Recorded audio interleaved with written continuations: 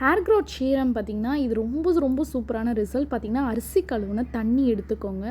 அடுத்தது பார்த்திங்கன்னா, ரோஸ்மெரி கொஞ்சம் லீஃபு, அடுத்தது வெந்தயம், அடுத்தது ஜடாமான்சி வேர். இது பேர் தான் ஜடாமான்சி வேர். நாட்டு மருந்து கடையில் கேட்டாலே தருவாங்க. இது கொஞ்சமாக போட்டுக்கோங்க. இதை நல்லா பாயில் பண்ணிவிட்டு ஃபில்ட்ரு பண்ணி ஒரு கண்டெய்னரில் ஸ்டோர் பண்ணி வச்சுக்கோங்க. வச்சுட்டு ஹேரில் எங்கெங்கே நம்மளுக்கு கேப் இருக்கோ டெய்லியும் பண்ணாதீங்க. கோல்டு பிடிக்கும், ஹெட்டேக் வரும். ஸோ வாரத்தில் 3 நாள் மட்டும் பண்ணுங்கள். அதையும் நான் உங்களுக்கு சொல்லிடுறேன். அப்போ தான் நம்மளுக்கு சைனஸ் ப்ராப்ளம்லாம் வராது, ஹெட்டேக்கும் வராது.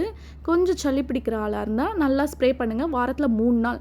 இது ஆயில் அப்ளை பண்ணாலும் பரவாயில்ல, அப்ளை பண்ணலனாலும் பரவாயில்ல. நல்லா ஹெட் மசாஜ் பண்ணி ட்ரை பண்ணிவிடுங்க. ஈரத்தோடு விடாதீங்க, ட்ரை பண்ணிவிடுங்க. இந்த மாதிரி ஒரு மசாஜர் வாங்கிக்கோங்க. இது வாங்கிட்டு நல்லாவே மசாஜ் பண்ணிங்கன்னா நல்லாயிருக்கும். இது வாரத்தில் 3 நாள் பண்ணுங்கள். நம்ம சேனலை சப்ஸ்கிரைப் பண்ணிவிடுங்க மறக்காமல்.